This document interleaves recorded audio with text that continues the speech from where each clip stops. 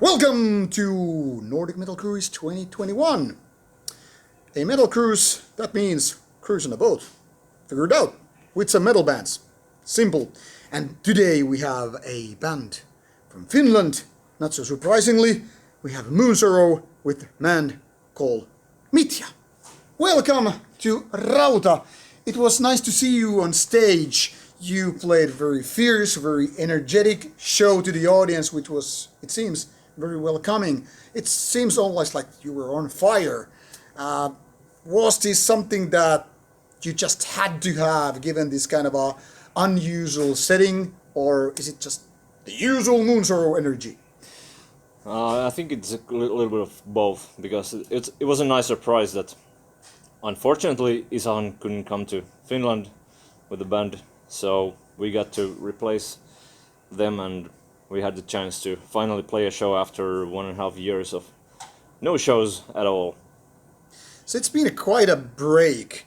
Now, a lot of people don't necessarily understand that, especially in places where metal shows are more of, say, rarity, that the past 18 months has been more or less kind of a no shows, no gigs, no whatsoever, except some smaller ones. And now that things are finally opening up, people are like ready to consume whatever is thrown at them. But it must also feel quite magical to be there on the stage once again to get that energy flowing.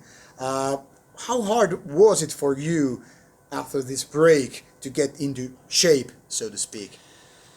Yeah, it was hard. I mean, we practiced 2 times, and it was pretty much the only time we have played together for 1.5 years. And playing at the rehearsal place is never the same as playing a show on stage, because you don't bang your head, you don't do any of the usual stuff you're used to on stage. So it doesn't really help you playing at the rehearsal place. But we have played hundreds of shows, so some of it comes from muscle memory, some of it comes just from pure enjoyment of finally being on stage, and it was great, but it didn't feel that easy, I must say. So you said like 2 rehearsal times only. You all had that set list in your head or books or whatever. So it was just like that. You don't necessarily have to do any kind of a special work for like how you do your live magic and all that stuff. Well, we always have to work, but the real work is playing shows after shows, and this time, because we didn't have any tours or any other shows, we just had to pull it from the experience that we have. And we have played together such a long time that everybody knows what they're doing, but it's always a new situation when there's been such a long break. And this time the break has been longest ever.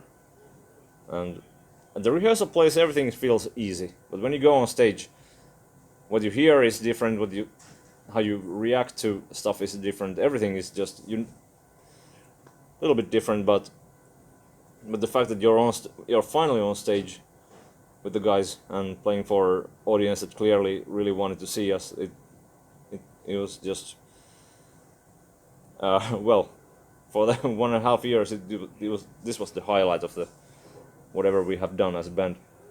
Not too much to cling on the past and present, but these past 2 years or 18 months, to say the least, has been very special for anybody enjoying live music, any kind of music fan and all that stuff. How did you cope with that? Because I mean, a lot of bands have been making new music and a lot of bands have just been like broken up. How did you do through these epidemics? Well, fact is that we didn't do anything. We haven't done anything. We haven't played together. We haven't seen each other. We didn't write that much new music. Some we have, but just a little bit, and that's it. Like, not so much contact even between the band members at some point, and it started building up for the last 6 months or so. But the COVID thing really, it kind of hit us hard, and everybody went on their ways, and especially with our crew, like people that we have been working with, they didn't have any work with us or with anybody anymore, and it was very strange times. Did you ever feel that this could be the end for the band, or were you always like positive that no matter what the break, you will still go through?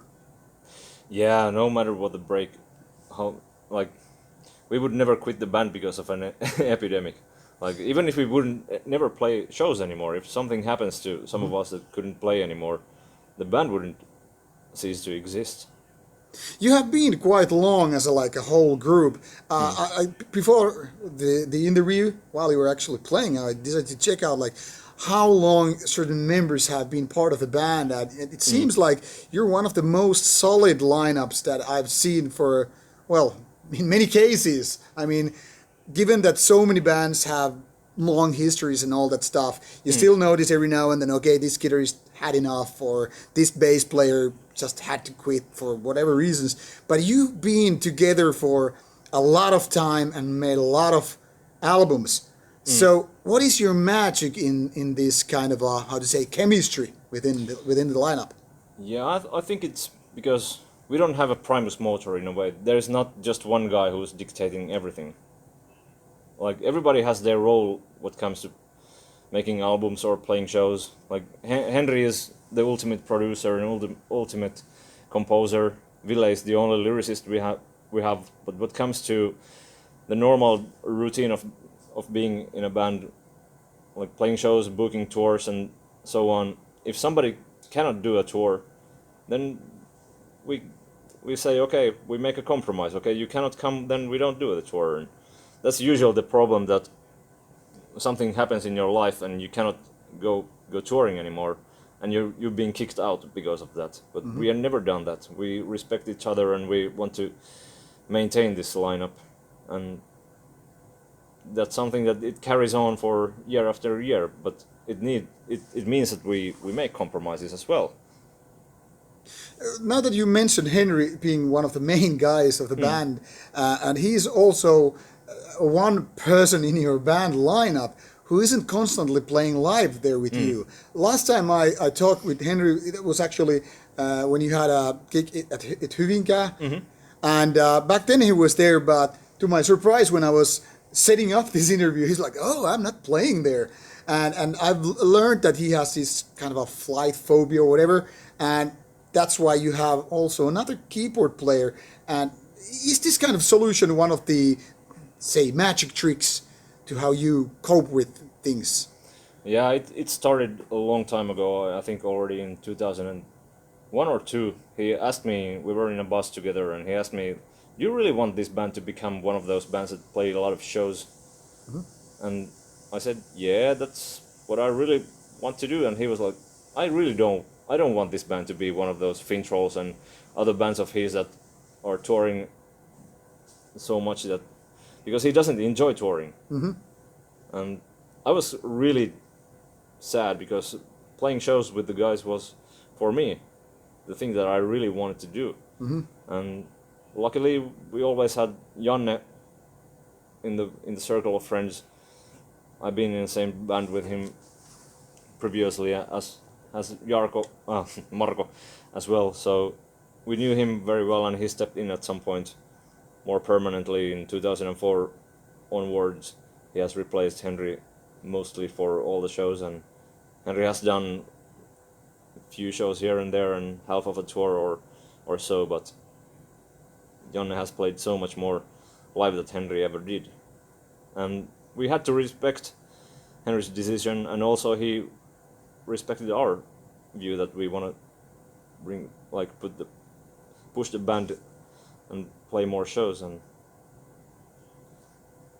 I mean, it is strange that you have the fundamental member that doesn't play live with you, but that's the reality, and has been the way for so long that it doesn't really matter. And Janne is a perfect guitar player for a live show anyway. So. Okay, really cool. Now that we are speaking, there's Ville. Now actually. that I am here as well. I'm gonna give you some statements. Something magical happens and boom. Okay, here we have also Ville, Mr. Bass vocalist dude. Hi. Hi. We're just gonna talk about It's been fucking 5 years since last full album. Yeah. What's the deal with that? I mean, you can't blame COVID for everything or a lot of things, but 5 years. What's up, guys? Good things take time. Why now so much? Or has Especially good things take especially a lot of time. And things that are as good as we are take ages. Now, this is a grand example of Finnish modesty. Like, hey, we just are so goddamn great, so why the fuck not? Okay, now we have pretty much covered things past and present and all that stuff, but let's go even, like in the real past, not COVID past, which is only like, past. like 18 months. Guys, you've been in the business, and with this band alone, more than 25 years or, well, roughly that much of time. Things have changed in the world of metal. Things have changed in everybody's personal lives. You're not anymore teenagers who are like, hey, I had the Celtic Frost, great title for a band. You're kind of a more grown-ups. Yeah. Well, in a way, at least you have more beard and all that stuff. Yeah. But kind of a miss those times, yeah. But if we go back all the way to 90s, how much do you think you could imagine all of this to be? Like, being on a big label, having a multitude of albums, a lot of shows, lots of times on the road. Back then you were making demos. Could you imagine these things to happen when you were like a teenager kid playing with metal and all that stuff? What kind of ideas? Our ultimate dream was to make an album. Just one album? Yeah, and play one live show. How did that turn to be not true? We made that one album, and we played the first live show that was quite horrible, actually. But it felt like a victory because to go to play in Turku, to me it felt like a really big thing. Like go to a different city, yeah, and conquer the land. 100 kilometers or so difference, and it felt like we conquered something. Yeah. But after the show it felt like shit. Yeah, but you are native to Turku, right? Yeah. Yeah. Everything is fucking great there. Yeah, but for us it's it's a different world. Yeah, it's a different world. So after one album and this one first show, how come you decided to continue and change the plan? Like, what changed your mind if the show was shitty and you already had your plans fulfilled? The appetite is growing when you're fed. How do you say it? Yeah, I think everybody gets the message. Yeah. You kind of you're like, okay, one beer is enough, then I go home, and they're like, fuck it, I'm gonna have another one. Actually, that's a better example, yeah. I'm good in bad metaphors, but I'm gonna have one more beer. Okay, so you had... That's what we had. So you had one more beer, and came the second album. And how does it feel if you go take a look at that second album versus your first album? You were more experienced, you had honed your skills and visions and all that stuff. But looking in hindsight, how does it feel going back to those memories? It was a big step, the second album, in many ways. We had new members and we had a lot more experience as well. Yeah. and actually a record label that does their job. Yeah. Compared to the first Yeah, one. everything was so kind of professional. How has things gone the same way since that, or has it been more like a bumpy up and down, or how do you feel if you take a look at the past, like with the labels and the productions and songwriting? When we made the first album, we had 1 week to finish the whole album in the studio.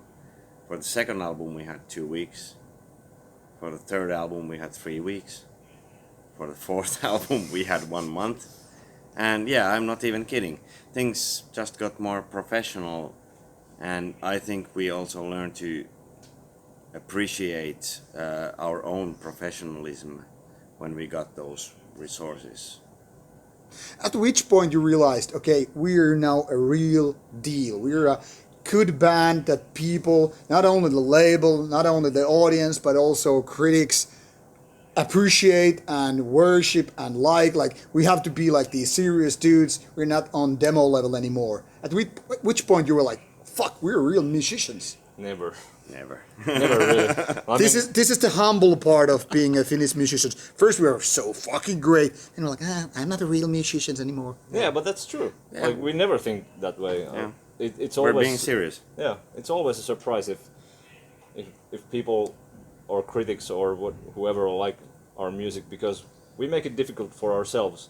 And at some point we thought, okay, if we make it that difficult for us, how difficult is it gonna be for the people listening to the music? And then you see all these reviews that are full points and all that, and it seems like unreal that how can somebody like this, because even I cannot get the glimpse of what this album is about, like our fifth album or fourth, Habitat, Fifth. for example. Yeah. Fifth because there's the V, like Yeah, it's in Roman the- number. it's in gives the you kind of a title. hint. Yeah. You're like, hey, by the way, fifth album. True. Well, these two songs, both 30 minutes, pretty much are still quite a piece to. Not exactly the kind of songs like, okay, let's do that as an encore. Yeah. But the thing is, you have gone through a various styles, and this is something which I wanted to talk you about. Like, some people label you as black metal, some say you are more like a folkish metal or something like that, or epic metal, whatever it means. But the question is, and I'm going to ask you this both. We'll start with you because you came out late. The punishment. How would you, if there is some, okay, I never heard of this Finnish band Moonsorrow. What the hell is it all about? I'm 20 minutes into this interview and I have no idea what this music is about. So how would you describe, in a few words, not more than a Twitter tweet, what is your I don't music use like? Twitter. I don't Doesn't know how matter. it works. You used your Yeah. quota. But okay, a contra question. What is epic metal? That What the is fuck something is like epic people metal? like. It's more like almost like a soundtrack, like more than a rock song, more than a metal anthem, kind of like, you know, beyond the boundaries of just having a long, lengthy one. You know, When did epic become a it became this. synonym of long? Anyway, No, it's beyond Yeah, that. but the epics are usually long if you think of. Yeah, epics are long. it's yeah. like a saga, Does it have anything to do with epica? probably with the name. But no kidding, no. How do you define your music? That is not epica, by the way. Pagan metal. Pagan metal. That's it. Yeah, same here. So okay, we're okay here, totally agreeing. It's pagan metal. So what is pagan metal to begin with? Is it something between the black metal, which is satanic and evil, having corpse paints as you guys, but without satanic imagery and lyrical content, or how are we supposed to understand the whole deal of pagan metal? Yeah, It is pagan as an ideology, and metal Like metal as music. per musical style. Simple as that. So what do you tell to people who are like considering you as like, hey, you're a black metal band, you have all those paints on your face, and you have these almost like Bathory kind of riffs, well, certain songs. But then again, you also have these folkier tunes, kind of like almost like uplifting moments there, like when you almost like want to do this kind of a, I don't know, medieval dance or whatever. And you have kind of like made this into a very specific kind of style. Not exactly like Ensiferum, which is also playing here. You're not that uplifting, but you definitely have some overlapping moments. When did you decide or figure out like you are creating a style that is very, very much your own unique thing? If you're asking the question, when did you decide? Or did it just become My automatic? answer would be no. Well, as an outsider for a few years, I was following the band, and I think there are still the same elements that you had on some of the demos. It's just some elements are stronger than on Metsään, Yeah. because it was always the same topics in a way, and and musically the elements have been growing a little bit from black metal to progressive rock to the Scandinavian folk music and I mean traditional music, and those are still the kind of combination that we have nowadays. It has been from almost since the beginning. Yeah, and I think the only musical thing that actually connects the 5 members of Moonsorrow is black metal. So But it still doesn't make us a black metal band. So it's like they're in the background, but it doesn't define you when it comes to the topics and the aesthetics and all that stuff. Is this something? I don't think any label would define us. We're us.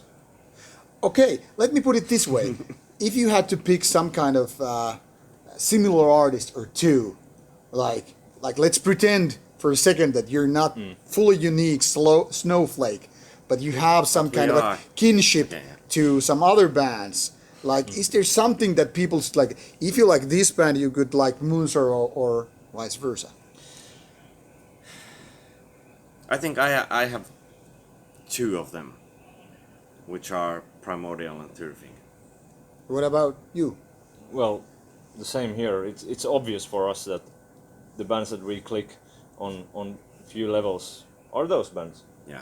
And that's it. Like we have never met any other bands that we kind of share the same mindset as strongly as we do with them. Yeah. Have They have the same philosophy, and they are also highly uncompromising with their own art. Have you ever feared that if you just listen to those bands, you get automatically influenced them, or is it just too late to worry about that? It has been too late. Too late to worry about it. Because we have been ripping off Turfing.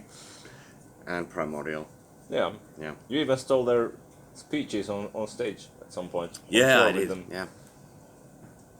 One could assume that this kind of a specific style or a subgenre of extreme metal is almost like a kind of an echo chamber in terms of like bands getting like-minded ideology, lyrics, music get together. So is there a scene where you like the best buddies together, or is it just an illusion that is something that seems to be for the audience?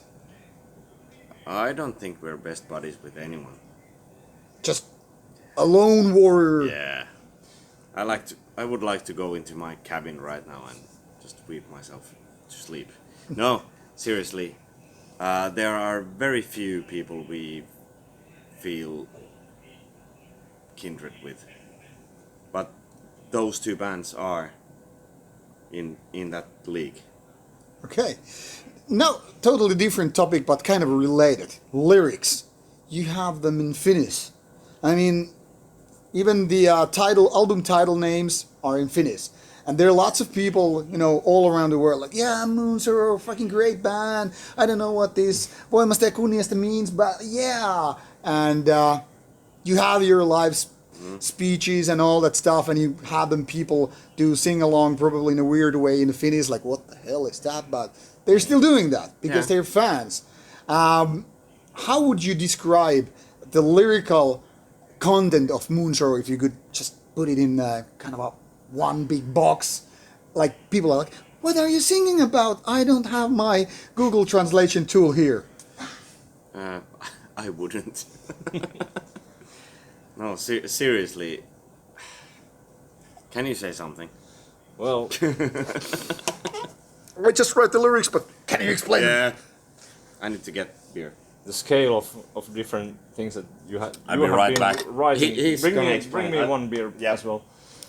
I think it's such a broad discussion of what kind of topics, what kind of lyrical content he has been writing about, that you cannot really put it in a box that way, because we have done everything from mythologies to depicting the end of the world in a poetic way, and kind of reflecting the modern world in the same time as sometimes we've done only lyrics about the past, and we have a lot of variability when it comes to lyrics, and what comes to Ville's writing, I think he's very sensitive, as you have might have noticed, but he has a very good. Come, tell about your lyrics. Here's your beer. What? Thanks. Tell me more About your lyrics. why? Why do you write them in such a way? In what way? The way you want to present the lyrics, like, I want to sing these topics because... What makes you tick? I want to write stories. But you also have something that I would call a visual side. That was very much present today, now that between your songs there was like a new, how to say, background image with your logo and stuff, different colors, which made the live environment, the stage thing, so much more lively, more vivid, or whatever the word is. How much visual side means to you? Obviously it does mean, but what's the role? Well, it always comes second. Yeah. I mean, it has to mean something. it means, but it's always that it reflects the music. That's it. Like, we're not one of the bands that build an image. We've been taking band photos in jeans, and we've been playing in quite casual clothes at some point, just to Yeah. show a middle finger to all these costume bands that this folk metal scene started to be. So we pretty much played in blue jeans and Yeah. and not giving a fuck about the image on stage. But on the album covers, it has to reflect the music. So what kind of feeling you are looking for when selecting an album cover? Or do you have to have original art so that you can just say, this is 100% Moonsorrow? Yes and no, because we have also had album art that is not original. Mm-hmm. Yeah, like the reissue of our first album. Oh yeah, right. Yeah, Yep. it just happened to be that there was a painting that was available that really suited. Just like that, Yeah, was an yeah. accident almost. Yeah, but usually we tend to select like an artist to make an original work. Fair Yeah, enough. and mostly every time it's a different one. Yeah, We don't want to stick with the we actually style. never had the same artist making the next album. Which brings to me to a very curious or weird question. Have any of those artists hope for yeah, I got to do Moonsorrow cover, I hope to make the next one, and then you kind of no second date. Yeah, they should know. They know that it's No. like a one night stand and that's it. We never made an agreement about this, but it just happens natural Yeah. that we always have different one. But no, nobody asks. Nobody never asks Yeah. if he can do the next one, or maybe we're a difficult client or something. But who knows? Before we go to the final questions and all that stuff, I want to know how much different it is for you guys in your 40s to play music nowadays, which is more, say, suited for younger audience, or which started as a passion project by young guys for youngsters. And now that we are old enough to say, yeah, metal has gone past middle age, and all the guys on the covers of magazines are old farts. How different it is nowadays versus hey, we're a bunch of young kids, let's do some metal. Okay, you're saying younger audience, and it is you who is interviewing us. Yeah, Yeah. I'm not young. But then again, if I was in my 20s, I wouldn't be doing this. It's a paradox of No, sorts. no, you would be. But what's the point? I mean, how has things changed? Like if you look at, say, your last album, even though it was 5 years ago when you were 25, and comparing it to the first albums, how much things are different in terms of we get to the rehearsal room, we get to play these songs, we get to the recording studio and all that stuff. I mean, some of you have kids and family and stuff like that, so it's not clearly the same. Yeah, as, of course, that kind of progress it is different. We don't have that much time to play. To be together, we have to be more organized, much more organized, and especially the songwriting is something that has changed a lot because we just cannot go to Henry's mom's garage to have sessions and write music as long as we want to because his kids needs him, and sometimes we've been at his home studio while Marko has been playing with the kids and Henry is playing guitar and doing some vocal demos while we are taking care of the kids. That wouldn't happen like when we were 20, 27 or 25 or whatever. But so things are different. On stage it doesn't matter that much. It kind of we play the same songs that we did 20 years ago, and it feels the same. We might look different, but we don't feel it. Yeah. That's a basic like a fountain of youth. Yeah, Found. It is.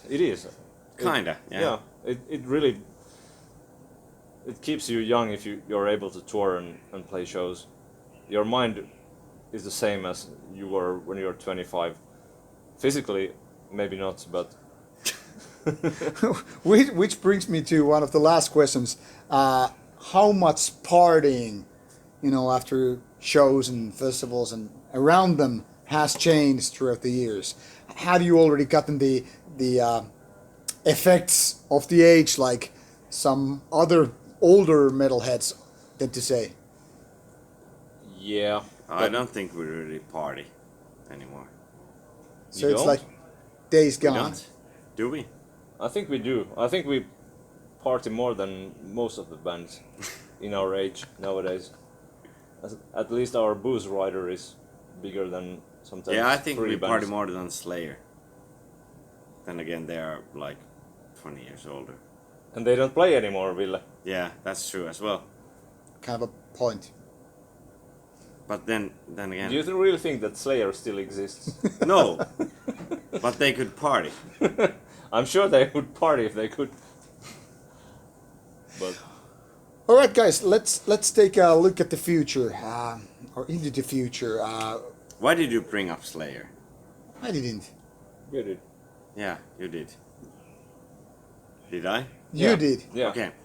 Why? It's a great band though. But anyway, let's take a look at the future. What will happen in 5 years? Will there be a new album? Will you be touring? Will this COVID still kill us all? Or what is going to happen? What are your thoughts? I actually always hate the question, like what's gonna happen in next 5 years. Because I expect Yeah. musicians to be some kind of a seers. How would I know? That's my Well, point. Well, I know. He's the oracle. Yeah, exactly. Yeah. he Okay, knows. Oracle, share us your wisdom. In 5 years we shall have a new album. And it would be called It's up to you. So I Up don't know. yours. Up Yours. That's a great title. Finally, an English title for Moonsorrow. I think this is a very, very good excuse for us to keep drinking beer. And you people, you've been watching this interview way too And long. you dreaming So, of Slayer still Yeah. get some snacks. We will be dreaming of Slayer. And, go check out Moonsorrow discography if you haven't so far. Maybe you will find some gems and jewels and who knows what kind of stones, because you might have missed them. So take care out there and check out your Moonsorrow. Bye bye. But No, kylläpäs meni aika hyville härökierteellä. Mutta tämä on just kiva. Hei, tämä oli hyvä. Niin, tämä menee. Hyvä.